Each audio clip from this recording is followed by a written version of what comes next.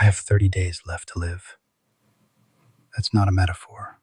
That's the number the doctor wrote on a piece of paper when he thought I wasn't looking. 4 to 6 weeks, he said gently. Then later, in the hallway, he said quietly to the nurse, more like 30 days, if that. People always say, if I had a month to live, I'd travel the world, I'd skydive, I'd do something crazy. I'm here with 30 days on the clock to tell you that's not how it goes. That's not what matters. And almost everything you are worrying about right now is a complete waste of the life you still have. No one tells you this. Not the movies, not the motivational speakers, not your live your best life influencers. They talk about bucket lists. I'm going to talk about truth. Because I don't want you to wake up one day with a number in your head and realize you spent your whole life on the wrong things. Let me tell you the day my life got measured. It was a Tuesday. It's always a Tuesday in these stories, isn't it? Normal, unremarkable, a day you would have forgotten. I went to the hospital because I was tired. Just tired. Walking up the stairs felt like I was climbing a mountain. I thought I needed vitamins, maybe a new diet, more sleep. They did just a few tests. Then, a scan, just to be safe. Then, we'll keep you overnight, just to observe. By Wednesday, there was a word in the room. Inoperable. By Thursday, there was a sentence. Months, not years. By Friday, there was the number. 30 days. Do you know what the strangest part was? Nothing felt different. The same ugly tile on the ceiling, the same buzzing fluorescent light, the same body I'd been walking around in for decades, just with a new label attached. Expiring. Everyone else's faces did the changing. My daughter cried like a child even though she's 42. My son stared at the floor like if he didn't look at me, it wouldn't be real. The doctor did that thing where he talks too softly and too slowly, as if lowering his voice makes the words hurt less. But inside my head, a single sentence kept repeating, loud and clear. So this is it. This is how it ends. And then, before the fear, before the sadness, something else came. Regret. Not about dying, about how I'd been living. You think when you get news like this, your mind will go to the big things.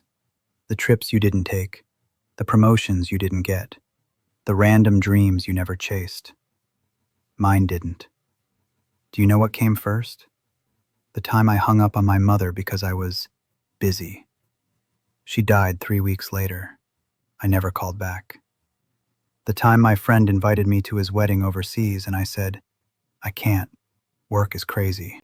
And then spent that weekend answering emails no one remembers now.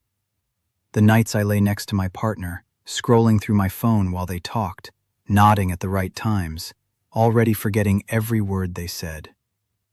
Death strips away all your justifications. You see your excuses for what they were. Cowardice dressed up as responsibility. Fear disguised as practicality. Distraction pretending to be stress. I spent years saying, I'll slow down once this project is over. This quarter. This year. After the kids are older. After we're more secure. I built my life on after. I didn't know how close I was to nothing after. The first thing I learned when I was told I have 30 days left is this. Time doesn't suddenly become more precious when you're dying. It was always this precious. You're just too numb to feel it. You think your days are cheap because you have a lot of them. So you spend them like coins in a game you can restart. Scroll here. Complain there. Stay in a job that's killing you just a bit longer. Stay in a relationship that's dead but familiar. Swallow words you mean and say things you don't. And one day, someone will sit you down or stand over you in a white coat and say, I'm afraid you're almost out of days. Then you'll look back and realize you were rich and you lived like you were broke. Let me tell you what does not happen when you have 30 days left. You don't suddenly turn into a superhero. You don't write a novel overnight. You don't fly to every country you've ever dreamed of. You're tired.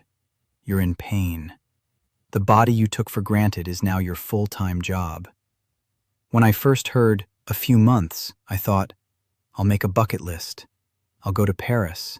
I'll see the ocean again. I'll make every day an adventure. Then I tried to walk to the bathroom without sitting down halfway. The truth is, I don't have the strength to live a movie version of my last 30 days. So instead, I am forced to answer a much harder question.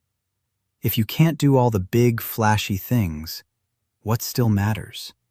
What is left when achievements, appearances, status, and productivity are completely useless? I'll tell you. People. Not the idea of people. Not networking. Not followers. Actual people.